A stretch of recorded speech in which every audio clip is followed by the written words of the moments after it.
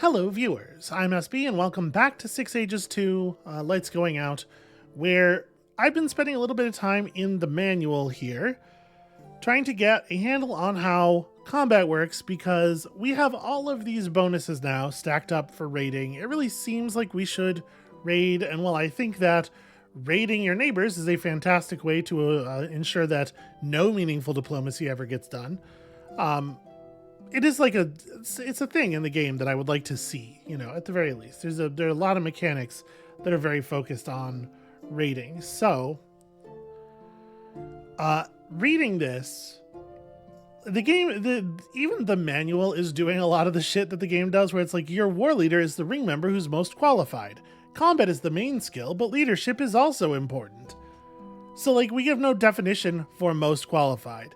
Is it like evaluating combat and leadership and their deity with some kind of like weighting? What are the weights? How much does each thing matter? How much does each thing, like, is it combat is the main skill for being most qualified and thus making that person the war leader? Or is it combat is the main skill for determining the outcome of the raid?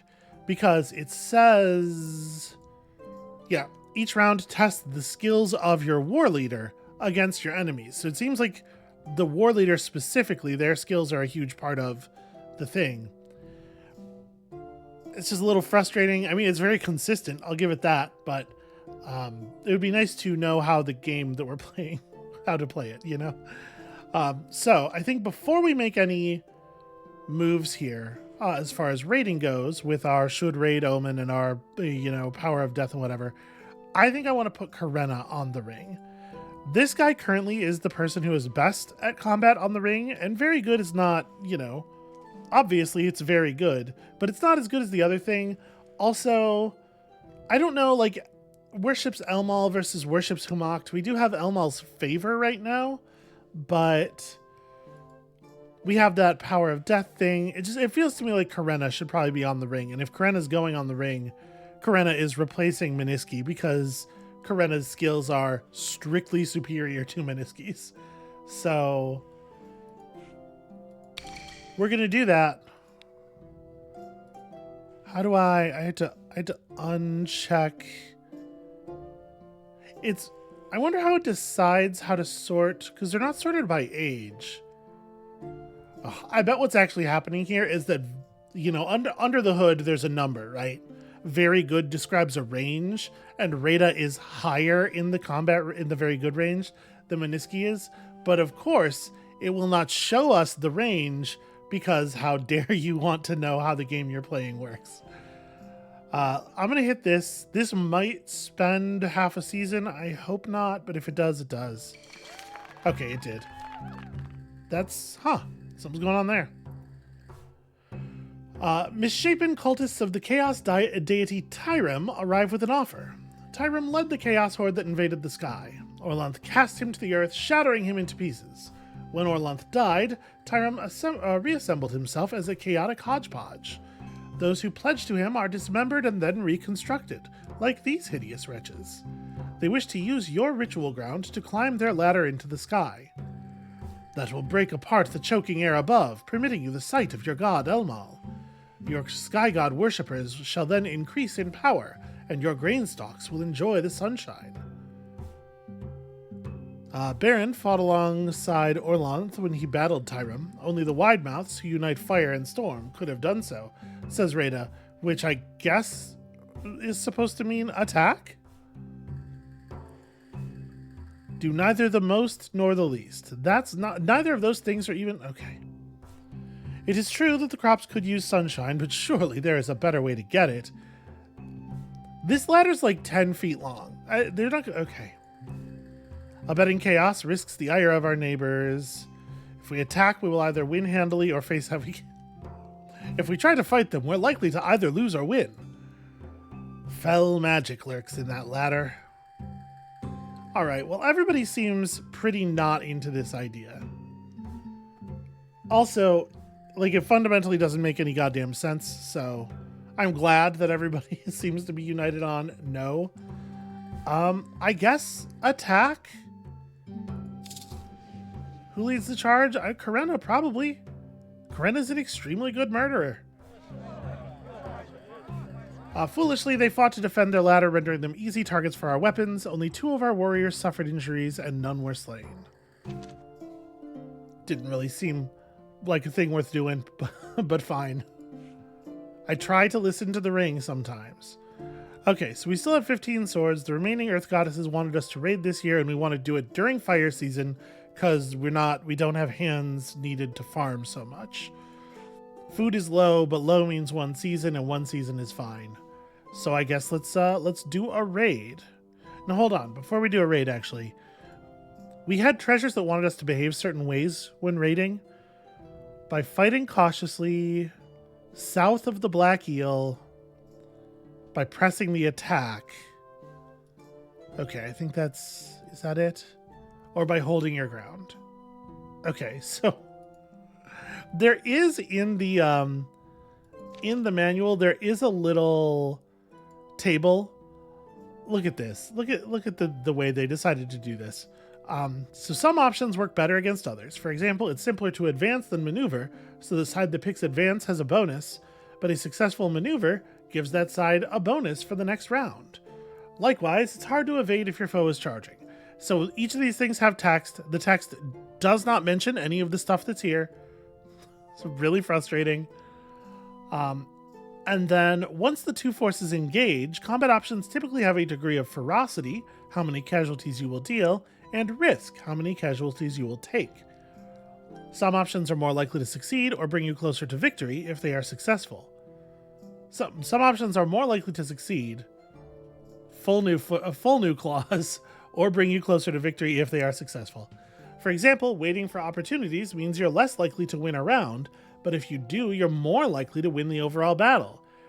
Don't bother describing the mechanism of that. Here's a chart. And the chart's like, hold your ground and press the attack are represented as being mechanically identical, when they should be very different, right? You would think? So like this is not even useful information.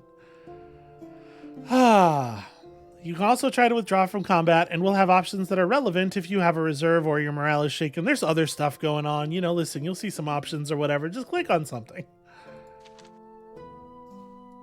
All right, let's fuck some people up. So while I was gathering advice from the ring, Daryl advised us that the Chav Ashday are the weakest nearby clan, and they are a wheel clan. So, you know, we could do that. Rada.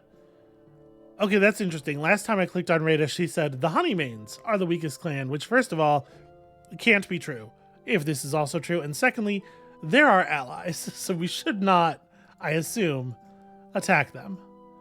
All right, Karena's understanding of death will aid our next raid, so it would seem... Oh, now you think the Honeymanes are the weakest nearby clan, despite the fact that, again, that seems unlikely. So I don't know, the Chalvashte seem fine. We are south of the Black Eel. Yeah, I guess this is fine. Not everybody's on our raid list, and I'm not 100% sure why. Like, the Sorendings are just not available as raid targets. But whatever. So we want to leave some swords at home so that if something happens while the war party is out, we are not immediately annihilated. We want to send a bunch of bows and stuff, and we've got Karena, we've got our blessings, we've got our omens, we've got our artifacts. I guess let's see.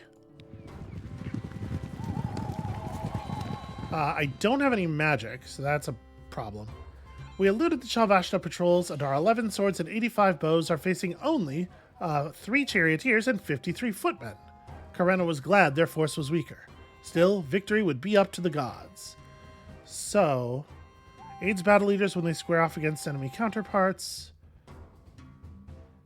I think our objective is plunder. I think we're doing this for loot and treasure and whatnot. So I don't... Do I just have... Is the one that is selected helpful? Or is it... Because it looks like a... You know, it's asking us to choose something, but it's not... I wish there was like a checkbox, or like these were buttons, or just something to make it clearer that what you're clicking is actually like locking something in. Because I don't want to not be using a treasure if we could be using one, and I don't want... Obviously, if we could use both, that would be cool, but it seems like I can only highlight one. Okay, so the things we get bonuses from our stones for are things to do once we are engaged. We have 11 elites versus... I hate the fact that, like, farmer with a bow and footmen are just regular troop. Like, that's not... Okay. The systems are... They lack, perhaps, a degree of granularity. Although, who can tell, really? I think we want to advance, like...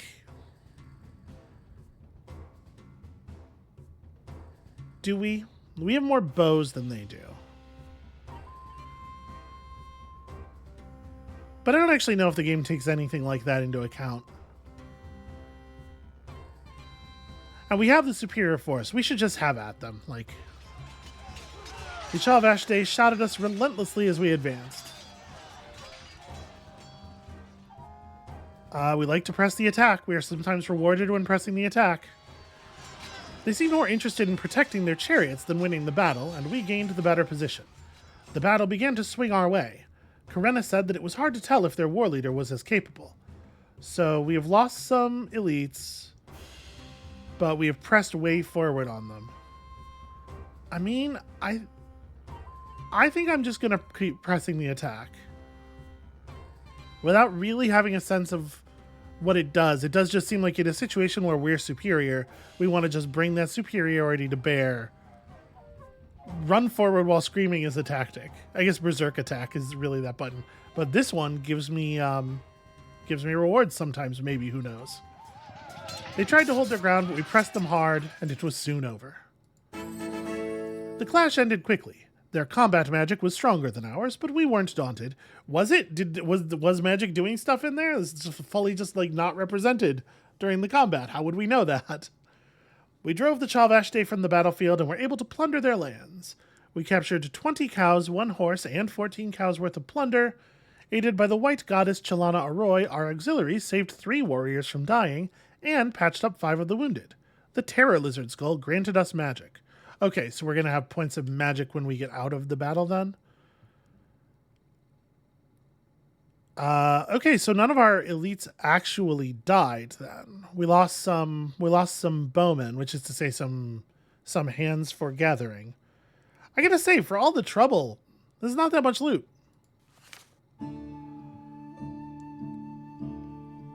Okay, so now it is Earth season. We do not send out raids during Earth season.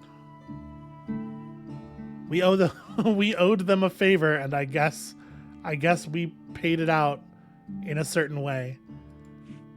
So we have enough food to get us through Earth season. At the end of Earth season, obviously we'll have a stockpile. And indeed, we received a magic as a result of our Terror Lizard Skull. Okay, so that's cool. That's something. I don't know what I want to do with it. One of our spirits has stopped being friendly. This is the thing, right? I need to, we should go look for more spirits. Alright, several years. Hey, this seems like bad news. The people of Berensted panic as the world comes unwoven. They come apart. Berensted comes apart with them. This manifestation spans but a moment, then everything snaps back into place. Just as the wide mouths begin to calm themselves, it happens again. This time for a longer period before normality returns. I mean, it's bad. It's very bad for sure. This is your fault, Harvar.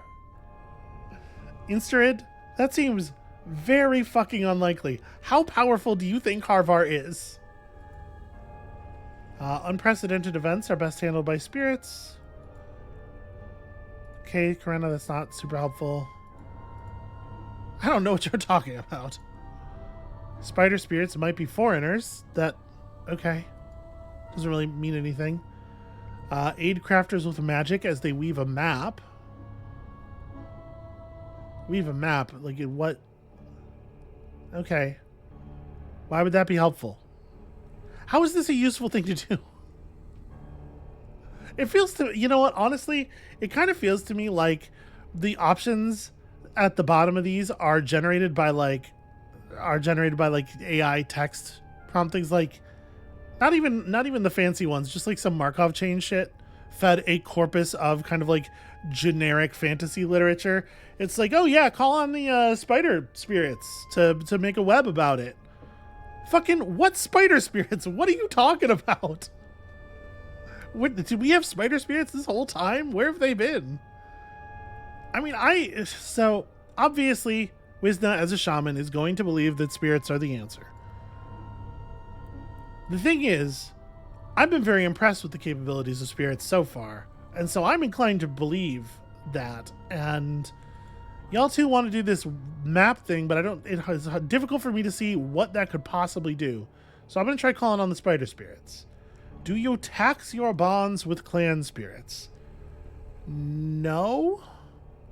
Alright, no spider spirits came, but the strange manifestation had passed. And maybe if we were lucky, it would not recur. Yeah, maybe. Literally impossible to know. So, we got a little clan magic. We're super strong against trolls. I don't really know what to do with that.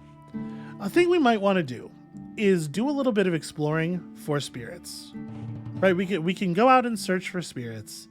And it feels to me you are a shaman with renowned magic. Yeah, you seem like a good target for this. Seems to me we should spirit expeditions can only be to known lands. I don't know, over here, I want to search away from other people's territory.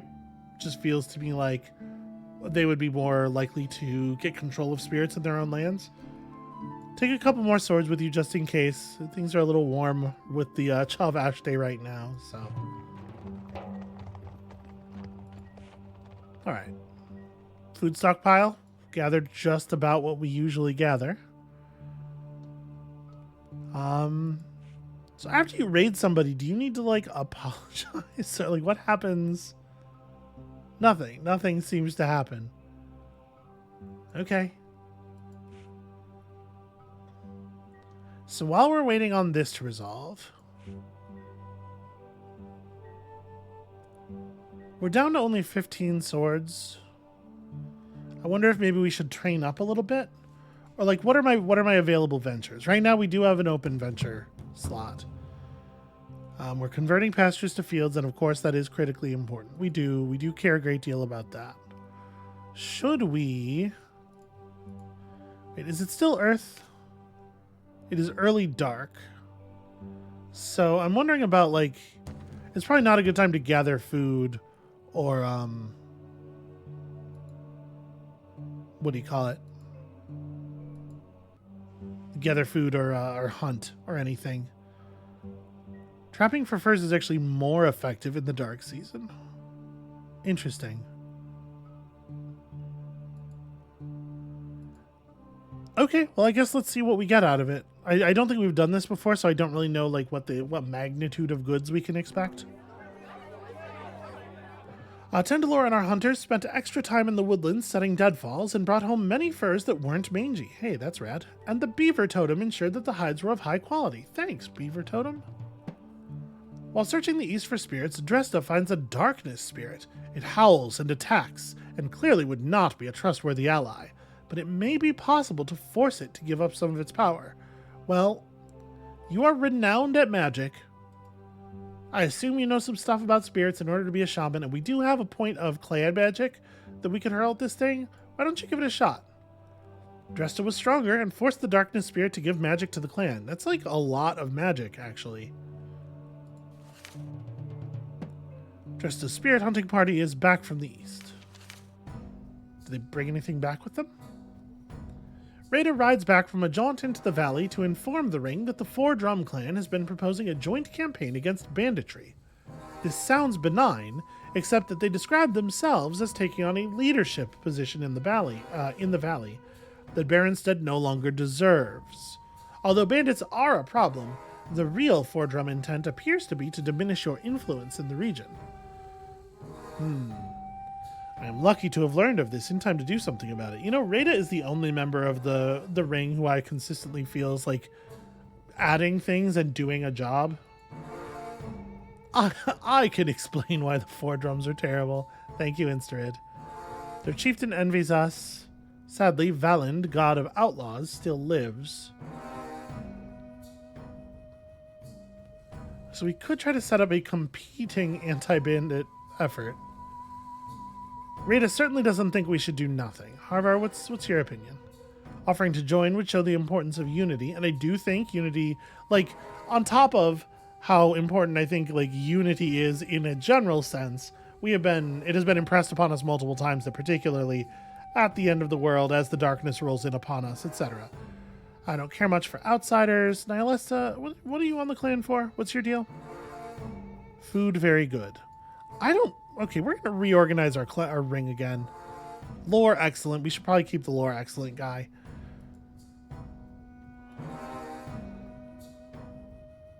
Well, we have a lot of friends. I have tried my best to make us well liked. Let's seek partners for a competing anti-bandit effort. Who proposes the action? Oh, I don't know. Rita's gonna take like a normal war party with her. Rita convinced the chieftains that, as the valley's natural leaders, we would do better against bandits.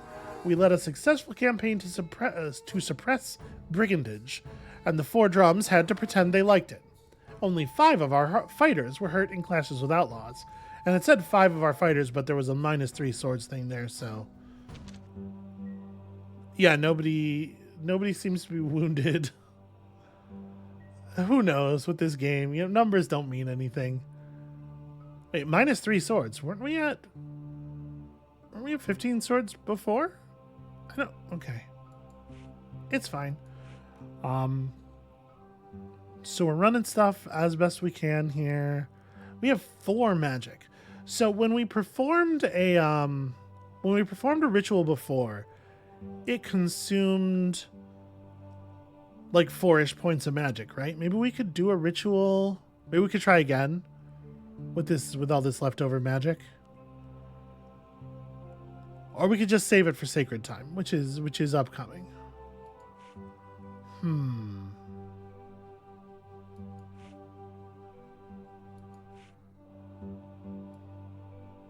If I am to do that, then what do we want to do?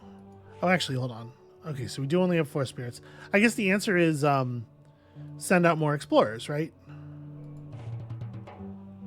Try further north, closer to the Chavashte. You know what? Try further south, further from the Chavashte.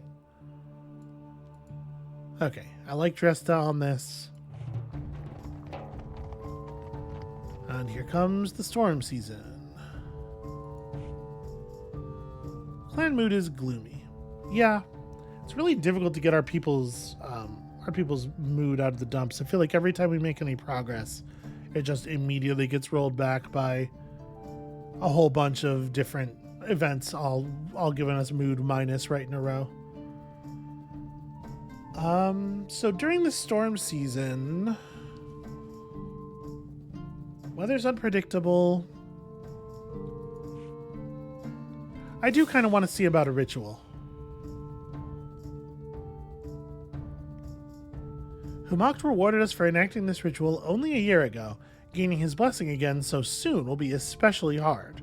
But we don't need to tame the river, and we don't particularly need... See, like, or strengthens the quester is pretty tricky. And what does strengthen mean? What is the magnitude of strengthen? It's difficult to know what the benefits of things will be when all of the language is like this. So we're all set on ventures. We have 1 exploration party out already. We could send an emissary. Things are going pretty well for us right now.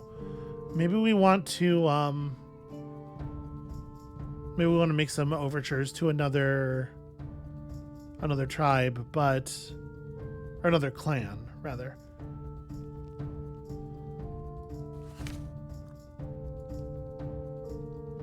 But who? So what's the deal with Castwalting? Known for worshipping Valand Winter King. That's the bandit god, right? That's weird. Or like, who else is really close to us? Theraling. Unveiling.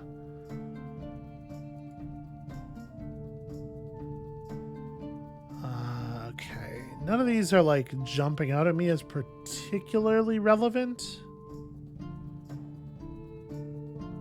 All right. This will have to do. Bring them some goods. Bring them like a fair amount of goods. No herds though. Take some swords with you. Yeah. We were able to locate a needlegrass spirit. It reduces the effects of overgrazing.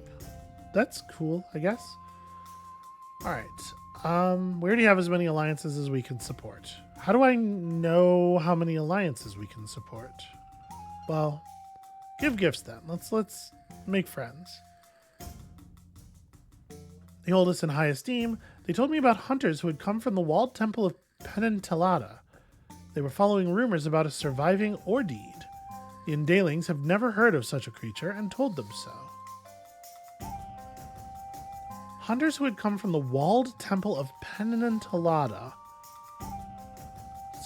Following rumors about a surviving Ordeed. Is that actually useful information to us? Because I don't know where Penintellata is.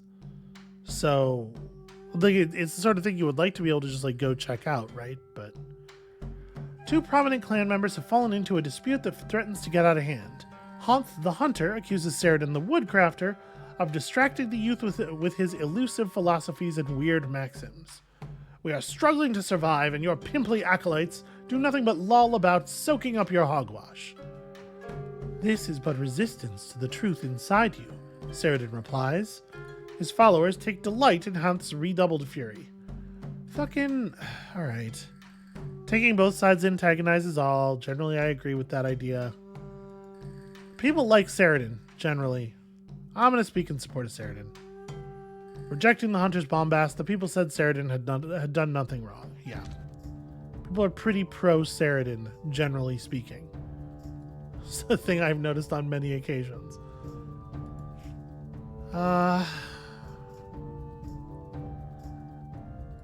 Yeah, we can just do normal exploration. Actually, hold on. What does needlegrass do? Okay, it literally just says that. Well, I mean, there is minimal pasture damage. There's not really a reason to worry about this. Okay, more exploration is more good, right?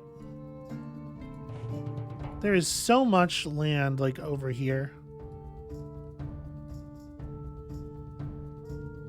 Combat, food. Are you the right person?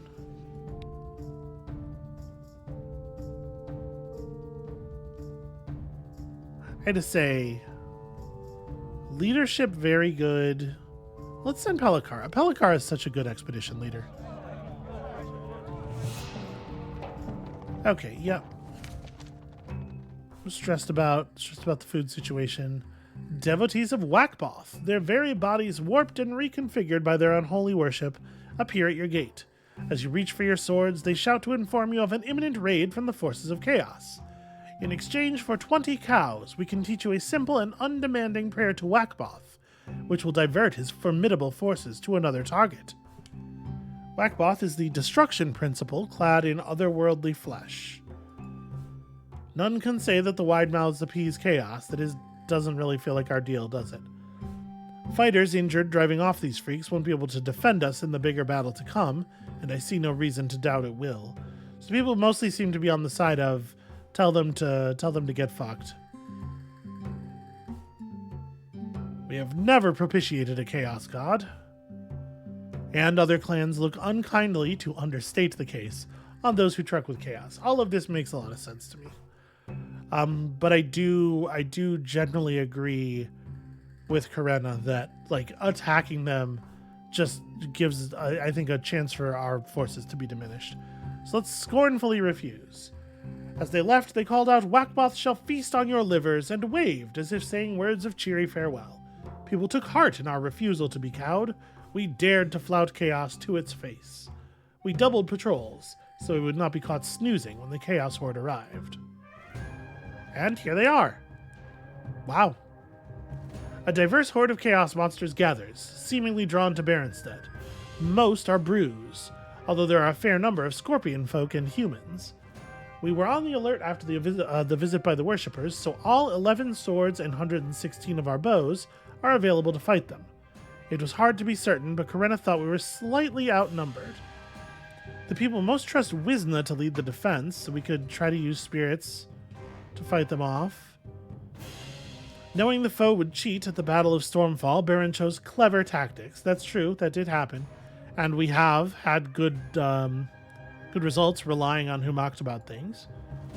Fighting chaos is not the same as facing human foes. Thank you, Nihilesta. Thank you for just admitting it. After Bruise slew King Glorantha, our ancestors found magic to fight them. But that alone won't carry the day. Well, we do have an awful lot of magic laying around. Baron made the best choice possible. Humacht will guide us. Yeah. I'm inclined to rely on Humacht as well. Corinna was the obvious choice to lead the defense. I agree. How much magic do you spend? Let's put 2 magic in here. We have no idea what this means. Does 2 magic do anything? Is 2 magic a massive overkill? Fucking who knows? We have 11 swords and 116 bows arrayed against the Chaos Force.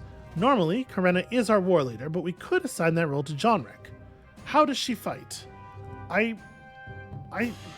Interesting. Does she just kill as many as possible? Does she take charge of the swords in battle? Or does she indeed lead our army? Jonric's got very good leadership, but is less good at combat personally. By killing enough Bruise, it might be possible to tamp down the effects of chaos more broadly. Okay, she wants Jonric to take over while she just gets down there and murders. She is devoted to Humacht. You can't say she ain't. Okay, that's not so bad. The Bruise rushed forward, snarling and dancing from side to side in their enthusiasm.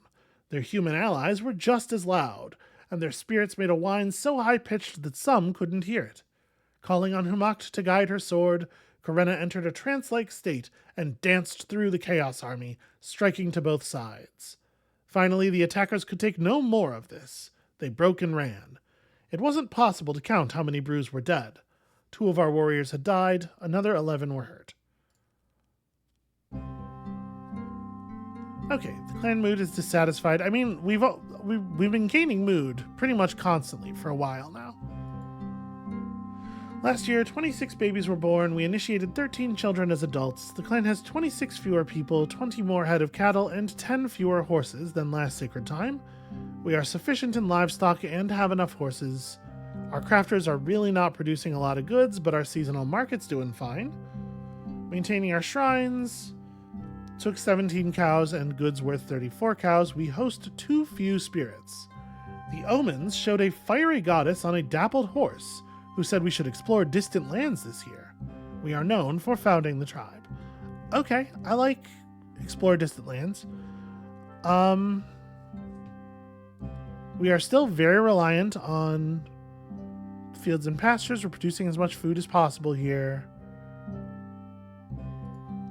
I don't want to completely run out of magic, right? Maybe we could spread some of this out a little bit. I don't really know what harmony means. Let's hold on to like 1 point of magic. If I'm going to hold on to 1 point of magic, where does the other one go? I'll just remax fields. It's fine. Chaos continues to worsen. Many of the deer are covered in slime. If we had a shrine to Urox, we could gain his chaos fighting magic. You sent me to explore the southern kingdom of Khorasan, and now I am back. The grip of chaos on the land has tightened. As we sifted through burned homes, forests of fully dead, yep. Locate and end the mutants who had slaughtered them, yeah sure. You know how Pelikara is. We found only the corpses of their victims. We went back to the haunted settlement. Its inhabitants were only ghosts and could not stop us from rooting through their ruined homes, where we found skirts and breastplates. Huzzah, that feels very respectful. Well, a distant exploration omen, is it? Then I suppose. Let us go distant. There was something beyond the Dog Hills, wasn't there? I believe we were told there was something beyond the dog hills. Once again, Pelakara, please.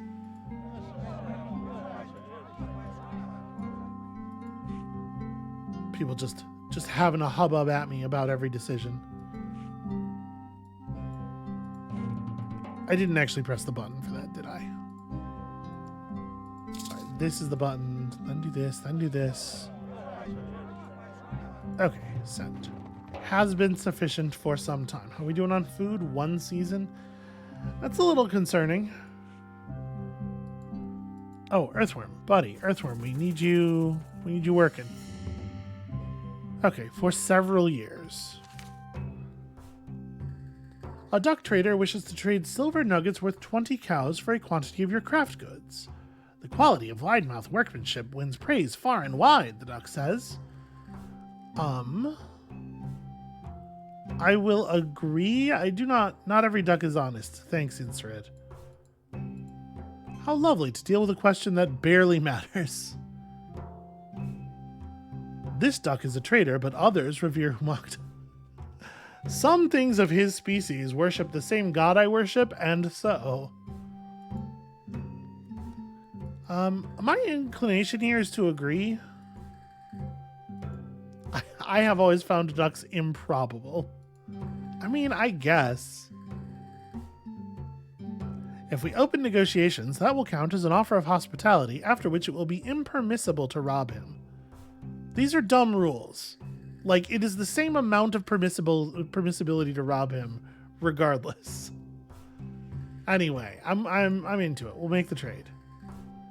Extolling the workmanship of our crafters, we inspired him to up his offer. This gave the people reason to smile. So I guess we came out ahead on that trade. That's cool. We have a little bit of clan magic. We're ready to break something if we need to break something. I might want to consider... I don't know, like a sacrifice or something maybe? We could also... We could probably build a shrine. I think we're doing okay on our overall resources. I think we could afford to build a shrine to Urox to help us smite chaos. And also, I have to imagine that the relevancy of this is only going to increase over time, right?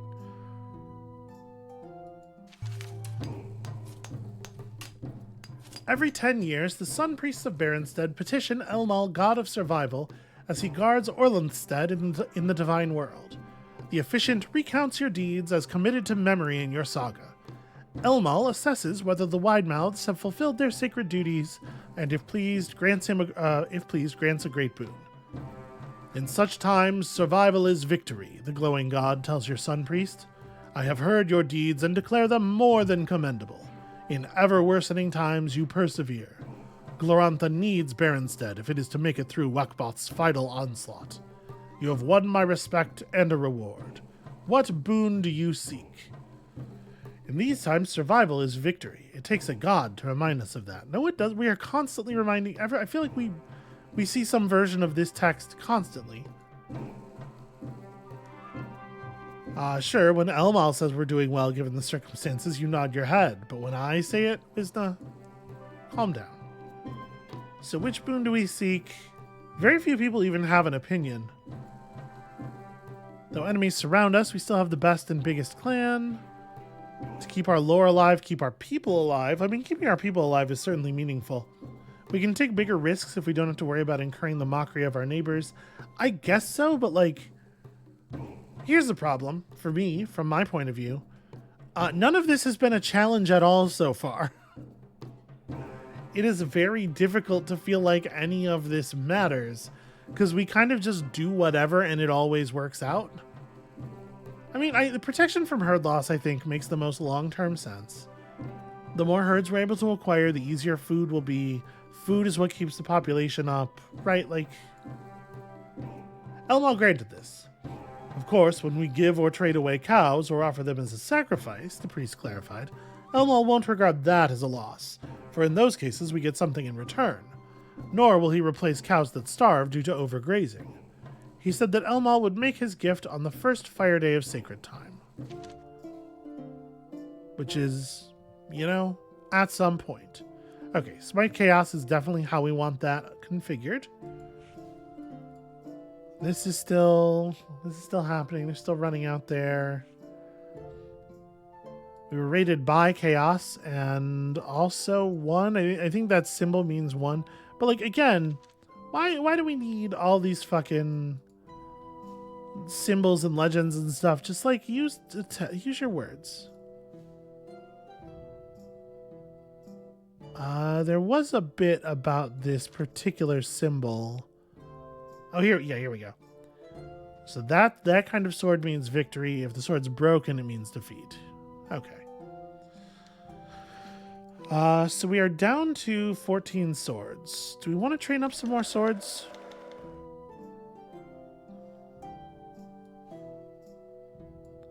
Yeah, I mean, it wouldn't hurt to have a few more. There was only one bow who was ready to become a sword. That's inconvenient. Your explorers, led by Pelakara, enter a dead grove where they encounter a great spirit who identifies herself as Sinala. She recognizes your clan insignia. Your rider ancestors gave me worship as daughter of their founder, Hyalor. She offers to bless your fields and pastures if you agree to perform a rite to reassert her status as a goddess. Sinala. Yeah. She accurately describes our ancestral participation in her cult. Okay, a ceremony would honor our rider ancestors. If this is some kind of trick, I don't know that Pelakara is necessarily the right person to identify such a thing, so hopefully it's not. This is fitting, said the spirit, and indeed our ancestors rewarded us with a gift of magic. Weeders arrive at your gate, offering a generous deal on dried fish. They seek 20 cows worth of goods in exchange for their full supply, which is easy to store and resistant to rot. You understood that these humble river dwellers have been driven to extinction, but here they are. They worship the Oslira River and subsist on a diet of fish and reed soup. Your people take their appearance as a beacon of hope. If these pathetic beings can still live in the Chaos Age, maybe hope remains for everyone. Instrid's response is, didn't they die out a generation ago, which translates to decline? What I feel like we should accept, right? They're offering a deal. I mean, even if this turns out to be a bad deal or a trick or whatever, we have the goods. We can certainly afford to make this. The Weeders bring hope. You know what I hope? That they'd stand downwind of us. Wisda's working on her Type 5. They're no threat to us or to anyone. It's a good, honest deal. You don't like Weeders very much. There must be some import to this encounter that I fail to grasp. Yeah, fucking food, Daryl. If we treat them ill, expect our neighbors to find out. No, I'm going to accept and encourage my people to take heart in their survival. The Weeders departed with our goods, and we stored the fish safely away. People found inspiration in the continuance of the famously put-upon Weeders. Their appearance had to be more than ordinary. It was a blessed omen, they proclaimed. Sure, could be. Makes sense to me. So, dried fish. I really wish that the, there's a little bit more text here. Makes some more sense of it. So it's Earth season again already. We're at 1 season worth of food. So we should be okay.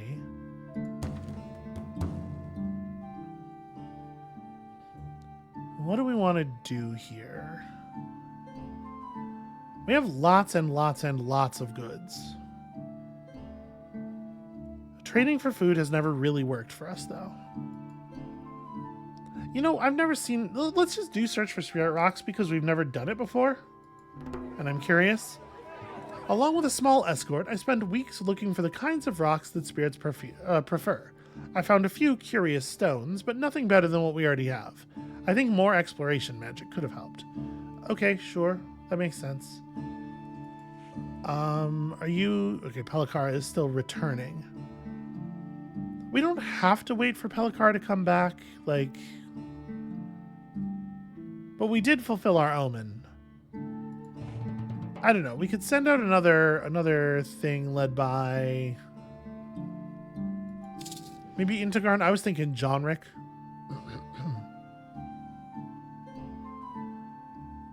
He's a little bit less good at combat, but he's better at most other things. He doesn't have his magic's not as good.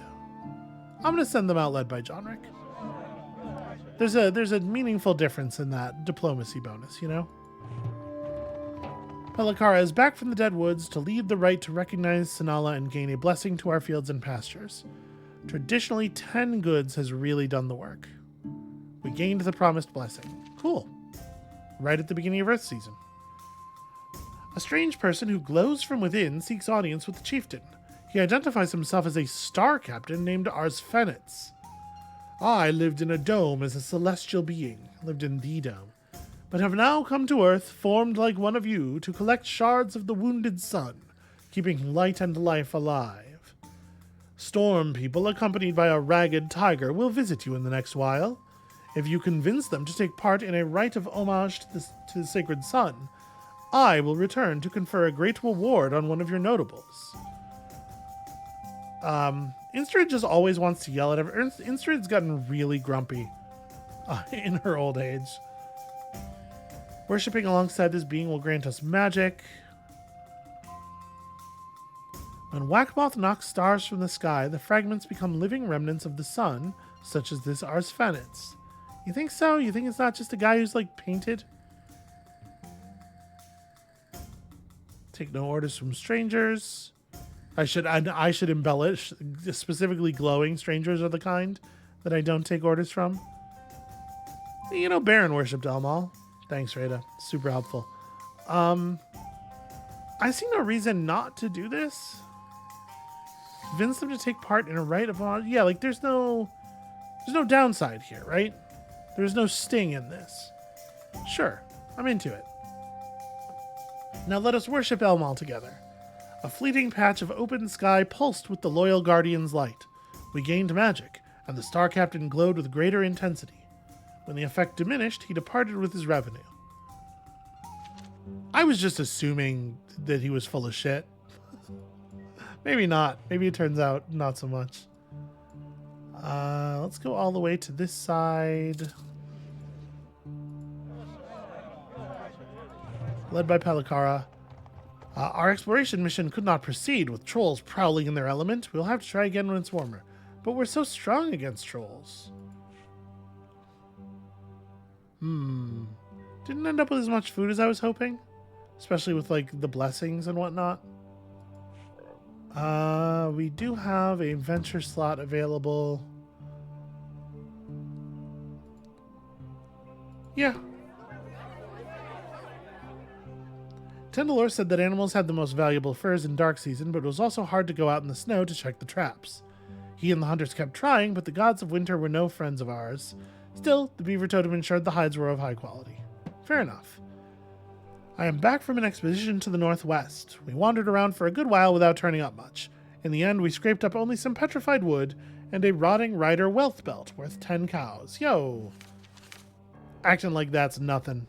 Uh-oh. This seems bad. As this season's Stasis week begins, what are you talking about? All the clan's Orlanth worshippers, nearly half the adult males, became gravely short of breath.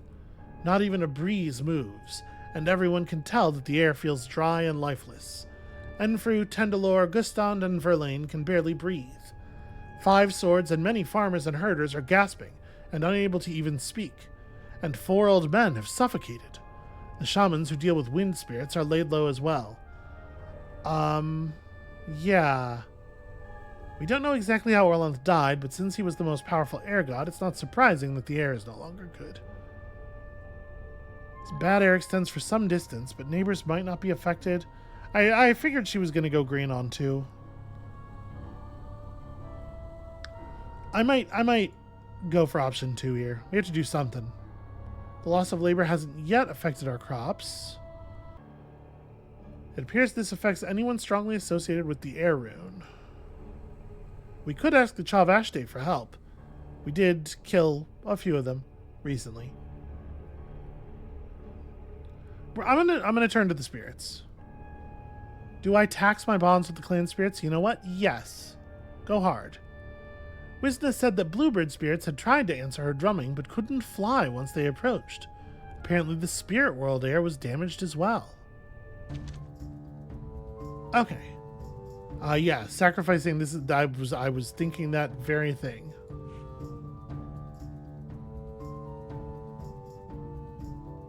So it turns out we have a curing shrine running already.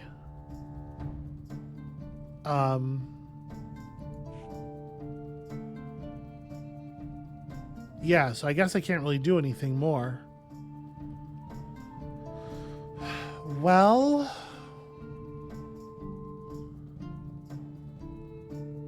yeah, we're doing the best we can, I suppose.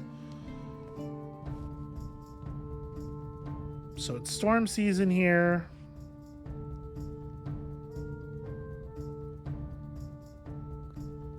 Need to send out a caravan fairly soon. Yeah, okay, we can do that. While we're waiting for recovering. The Oro Tagini have the most herds. The Honeymanes have the most horses. They also have the most goods. You know what? Take some people. Take a large caravan. We are going to trade a bunch of goods for herds. Oro Tagini. And they owe us a favor. Give it a shot.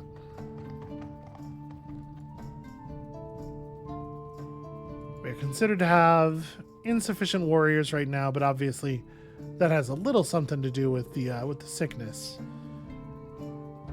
In theory, we could get back up to 15. And so I don't know that we need to actually be recruiting and training more at this moment.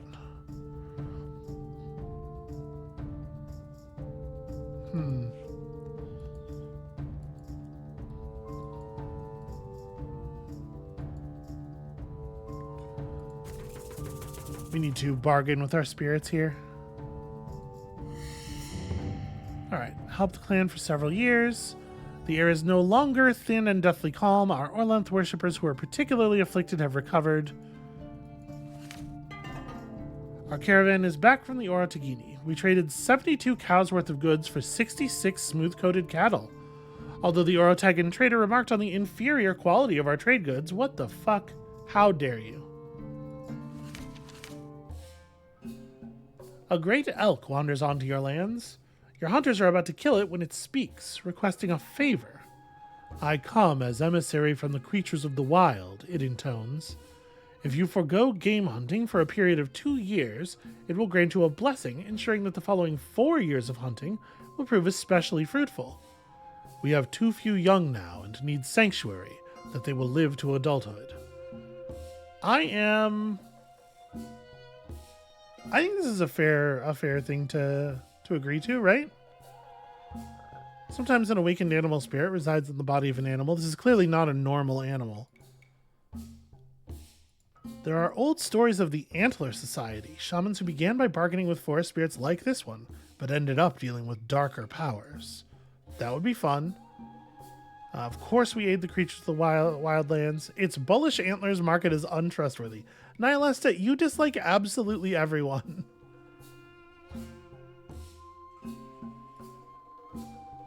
We have the best chance of gaining a friend by currying favor with the Kurenderi. I know some of you think we should improve relations with the Grey Wings, who are rich, or the Holmafings, who are strong. I want the bonus for us, though. We could even help out by performing a ritual to repopulate our wildlands. I'm gonna agree to the deal. Yes, I appreciate this. I appreciate the game actually asking this, not taking our agreement as an automatic indication that we plan to stick to the deal. But I do in this case intend to stick to the deal. Our hunters pledged to uphold the bargain. They would be the first to bear the brunt of the elk's wrath if we were to break our promise. And Jonric has died of old age. He said that he would support Iverlantho from the other side. All of us will miss his calm diplomacy. That is pretty bad. The dried fish we got from the weeders proved invaluable, compensating for our recent hunting stress. Last year we minded the omen that said we should explore. Osara flared through the poisonous mist, blessing our exploration. Okay, cool. So back to sacred time we go. 6 more people, 66 more head of cattle, 17 more horses than last sacred time. And we're doing well on goods, we're doing well on herds. We host too few spirits, arguably. The seers saw many ravens, and suspect there will be battle later in the year. Alright, that's good to know.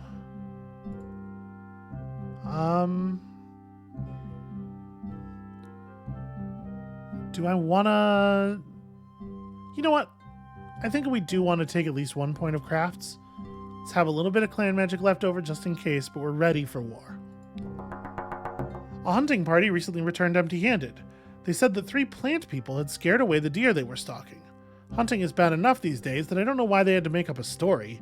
Everyone knows that the elves all died off when the world got too cold. Y'all, you're not supposed to be hunting. Stop hunting. Alright, the clan mood is worried. I get it. I understand where that's coming from. Food, not in the greatest place right now, and it's only early season. We'll figure it out. We have lots of spirits to interact with yet. We have some exploration stuff we can do. We are going to figure out a way to survive. We're also gonna mourn John Rick because he was actually like an extremely useful person. I don't know if there's like stuff I need to be doing to train up the members of our clan in general. If like we're gonna find out when these people start dying off that like the next generation of people are underdeveloped or whatever. Yeah, I don't know. There are so many things about this game that are just like, I don't know. Even after reading the manual's like, hey, I'm not going to tell you. So that's going to be it for us for today. Thank you all so much for watching. It seems like everything's going really well. I feel like there's a lot of that going on in this game where it's just like, I don't know, I do some stuff and then everything's going well. When you come back next time, perhaps the things will go less well. Apparently there's going to be some big battle in our future. And also, I mean, the world is getting worse and harsher and everything, so maybe we'll start seeing more of that. And we'll see you then.